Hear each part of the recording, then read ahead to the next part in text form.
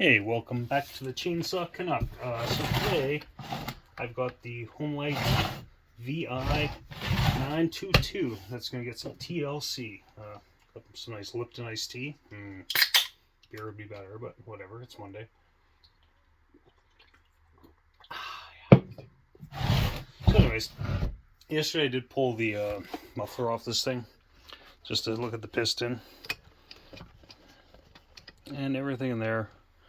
I mean, there's some staining on it from too much oil or whatever, but it's actually in good shape. Going to check the compression. I did check it once before, and for what it is, it seemed a little low. Other examples like that 902 I have, that's upwards of 175 shittle-inch. Where is scrunches everywhere? I think this was sitting at 150, which isn't horrible, but it'll run perfectly fine like that. But more is more gooder. My wife would punch me if she heard me say more gooder, because it's not real English. She'll say, which is kind of right.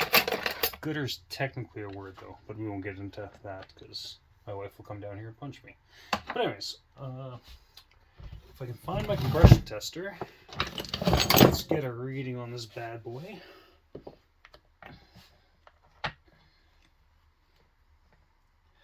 Yeah, I picked up the saw for 25 bucks, and I mean, it runs, but obviously it needs carb kit, probably fuel lines, all that stuff, but I mean, it does run. So that is one thing.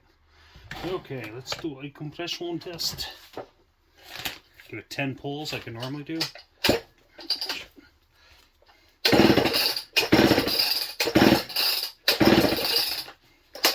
Shit.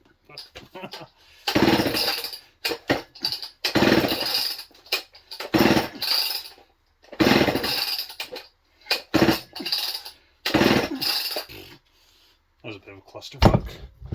Anyways, what does it say? Oh shit. It's upwards towards 180. So fuck. I want to do that again.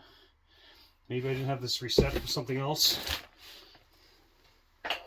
Which has happened before, so get another 10 pulls and check it again.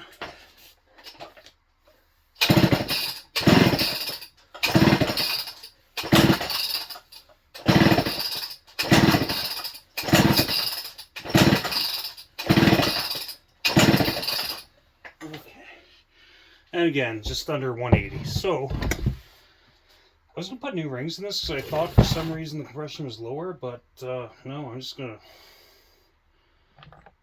leave it as is. I do have to get some carbon out of this port here. But let's start taking this apart anyways. Probably needs good cleaning. This air filter is very floppy. I'm going to clean it. So I'm going to put this in here. That's actually not a horrible thing to have in there. But I do have a better air filter that'll go in here. I might leave that screen in there. Just help compression. But anyways. Oh, come on, you bastard. But yeah, those will both get cleaned up either way. And like really, this ain't gonna do any damage. I don't think that's a stock part. Someone must have made that. Like, looks like something I would have made Nate was in school for sheet metal. But crap has gone past that filter, having said that. That's one of the issues we are going to address with this saw. I wonder if my other cover, that's on 922 cover. This one's better shape, but doesn't say Vi922, just 922. But I was thinking about throwing that other starter on eBay, but I also have the other piston from that saw. That if this one, anything was wrong with this one, I was gonna throw that on, but I ain't touching the cylinder on this thing now. There ain't fuck all wrong with it. Okay. I imagine this is going to be like the clutch side where it's going to be completely caked full of crap. Because even though this was probably a high dollar saw at one point, it got to the point when second or third owner was just like, oh, this saw runs, just fucking use it and don't care about it. Which happens to a lot of saws in general. One thing I want to track down is the actual handlebar for this thing. If not, I do have to weld this one because this one's a little shitty.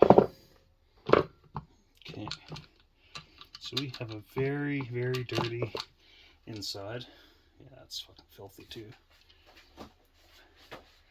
So caked with all kinds of crap, which is what I expected.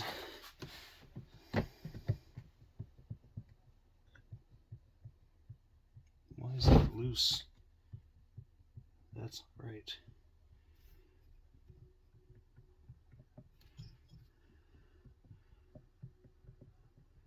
There's something funky with this saw. Huh.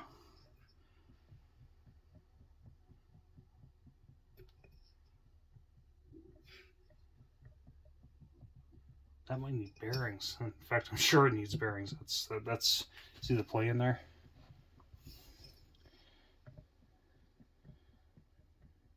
That's a lot of play.